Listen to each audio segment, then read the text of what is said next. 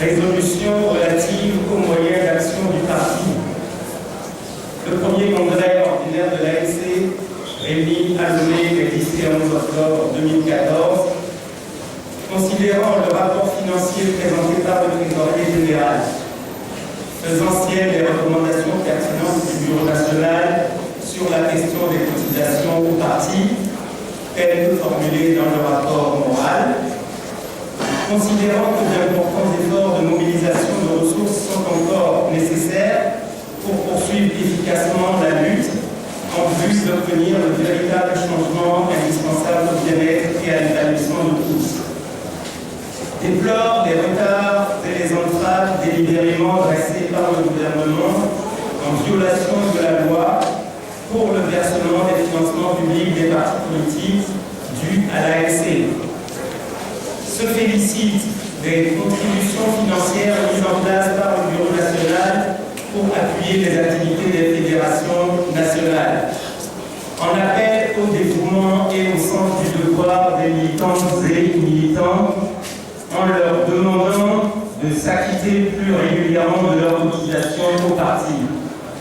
En appel également à la bienveillante générosité des sympathisantes et sympathisants de l'ANC afin de contribuer plus largement au financement des activités du parti. Demande au Bureau national d'intensifier les actions de mobilisation de ressources financières auprès de donateurs nationaux et étrangers, y compris ceux de la diaspora. Demande enfin au Bureau national de veiller à la mise en place de mécanismes structurés de collecte et de répartition des cotisations entre les sous-sections, les sections, les fédérations et la trésorerie générale du parti. Fait à Lomé le 11 octobre 2014, le congrès.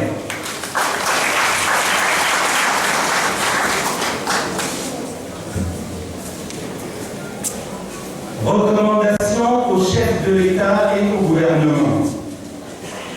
Le premier congrès ordinaire de l'ANC, réuni à Lomé les 10 et 11 octobre 2014, considérant que la crise politique que vit notre pays depuis des décennies freine l'épanouissement et le bien-être du peuple togolais. Considérant que cette crise se conjugue avec une situation économique désastreuse aggravée par les effets généralisés de la vie chère qui contraint nombre de Togolais à un seul repas par jour. Considérant le radicalisme affiché par le chef de l'État et le parti au pouvoir qui refuse de réaliser les réformes politiques et électorales prescrites par l'APG et les recommandations des missions d'observation ainsi que les missions d'expertise technique de l'UE et de l'ONU.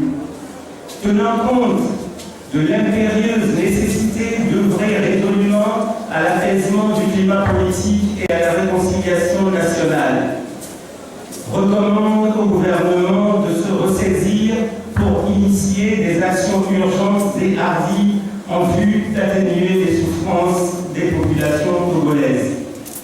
Recommande au chef de l'État, Faure Gnassingbé, de prendre la juste mesure de la situation calamiteuse de notre pays au plan politique, économique et social et d'engager le Togo sur la voie d'une véritable réconciliation nationale qui passe par l'adoption et la mise en œuvre rapide et consensuelle des réformes constitutionnelles, institutionnelles et électorales.